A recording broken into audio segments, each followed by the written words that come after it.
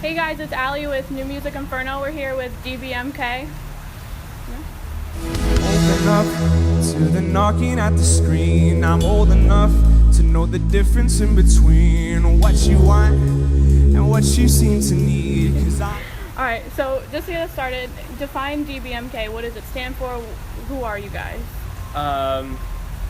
DBMK started as a songwriter and a producer duo, and we started recording these songs that I wrote. We started recording them in my bedroom, actually, and that's how The Abyss was born.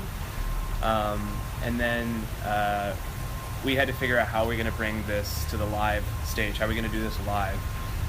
So we made a myriad of phone calls to our music friends and say like, hey, we have this crazy project and we need some live players, and they were crazy enough to agree to do it, and here we are. Yeah.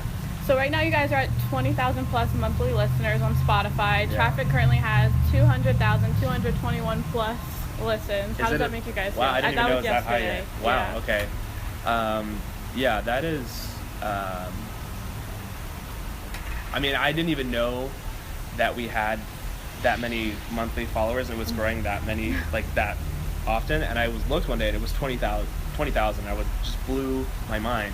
And then a week later, traffic passed 200,000 plays, and I was just like, I was stunned because I'm living in Boston now, so I can't really share a lot of these experiences with the guys in the band. So it's a lot of stuff is discussed after the fact. So it's like, can you believe that happened? It was like, no, absolutely, I cannot. But that's probably one of our bigger accomplishments thus far, and music streaming is becoming the way that people listen to music now, so it kind of feels like we're headed in the right direction. So it's we're so excited about that. So you guys went from The Abyss, and then to Collapse. I personally love both. For the creative process, was it the same? Was it different? Did you guys like? When we were The Abyss was weird because we had no idea what we were doing at all. We were just writing music as fast as we could and producing it. I was writing everything and we were producing it at the same time, and at the same time we were also playing these really weird, gross shows with very primitive demo recordings of what we had. So everything was like all at once, it seemed like. So for The Abyss, it was very like hasty, but in our haste, it almost made it more honest, more like we didn't really have time to be anything that we weren't. You know, we didn't have time to put on airs about what we were trying to do or the music that we were kind of trying to make. So it gave me the opportunity as a writer. You know, we were like pumping out songs, it seemed like. And then at the end, after everything was finished, it seemed like it was like a really long road to get it actually out. Right. But because we had the album finished probably 6 to 8 months before we released it. So The Abyss was very fast, and then all of a sudden it was out. It was like, whoa. Yeah. That was like 2 years of my life now represented by a single entity. And then when Collapse, I mean, I started writing Collapse immediately after The Abyss happened. I was like, all right, on to the next one. That's done. Yeah. But Collapse was more of a, because we knew, when we started to get serious about Collapse, we had played Backyard Barbecue. We had played all these big shows, and we were getting really into playing live. We realized that's what set us apart, was not only the recordings, but how we applied them in the live setting. So we were like, and I don't know if this necessarily inspired the way that Collapse was written, but we definitely looked at it from a more live perspective, like this is going to be super cool live, or this would be cool live. So the creative process for Collapse, we wanted it to be bigger, because what we found in The Abyss, performing The Abyss, is The Abyss is kind of like more chill, definitely more laid back. But when we played it live, it was like, it screamed like it wanted to be bigger, wanted to be louder, wanted to be more in your face. and we ended up making live arrangements that were like that, and we were having a hard time doing that to the best of our ability all the time because of the way that the music was arranged and written. It only could get so big. So when we were writing Collapse, we had the opposite mindset that we needed to make it big already, so that when we play it live, we can make it even bigger and just make this bombastic wall of sound, which is what our live show is now, I feel like. So Collapse was I think Collapse was more fun for me to write and record because I also had a lot of hand in the production of Collapse, and that's something that I've been working on for some time. It's getting better then, and when we released the Sleep EP, a lot of that was arranged by myself and stuff like that. So Collapse was we had a chance because we had time to be really creative with what we were writing, and of course with the live applications of it,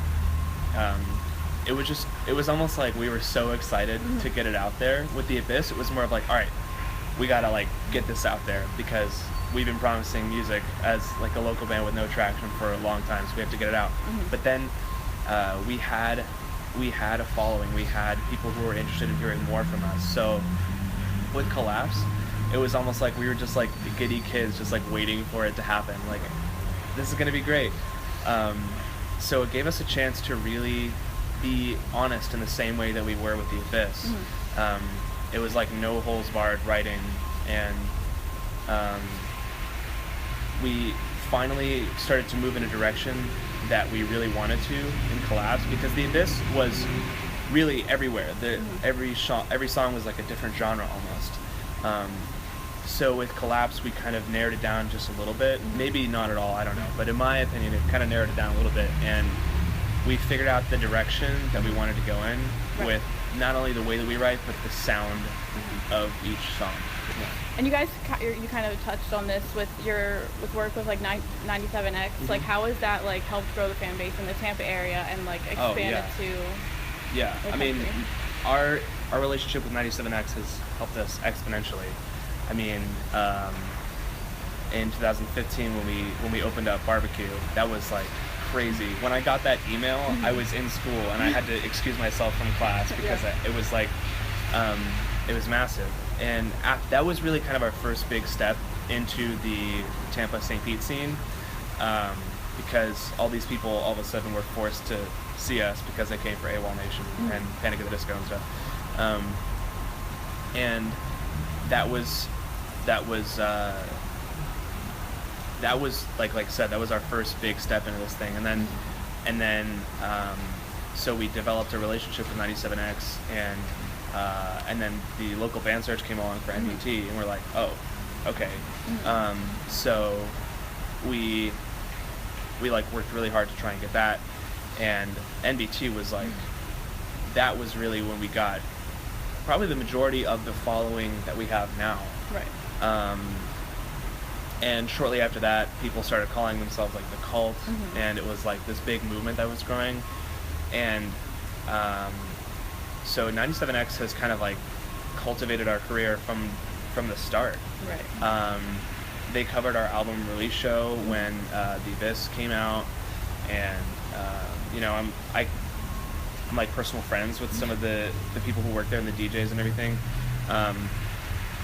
And then we debuted Collapse in 97X's Green Room, which was even crazier for us because I tried to win tickets to see artists at the Green Room like my whole life, and I was there doing the same thing. It was like, that was really weird. But yeah, 97X has been like there for us the whole time. Right. They're great. Okay, you guys, just this summer you did the Collapse tour. You just played a show in Nashville. How has been branching out across the country-ish, East Coast been for you guys? Touring is weird. Touring is really odd. There's really nothing quite like it. But I am glad to see that it's something that we can do, we can pull off. But touring has been really, really effective for us. Even our first tour out was just 8 dates. But touring was, it was crazy. I mean, we went as far north as Kansas City, and it was really cool to see people all around the country that our music still had the same effect on them. It wasn't just like our presence here; it was everywhere, which was really nice to see. I mean, there's people that come up to me after shows here, and they just want to say thank you, and that means the absolute world to me. Right. And it was really nice to see people in Georgia and in Missouri that had the same effect on them. And that was there. It made me realize that there's a lot of hope in this industry, as bizarre and as fickle as it is. Living so hard to stay alive, but if you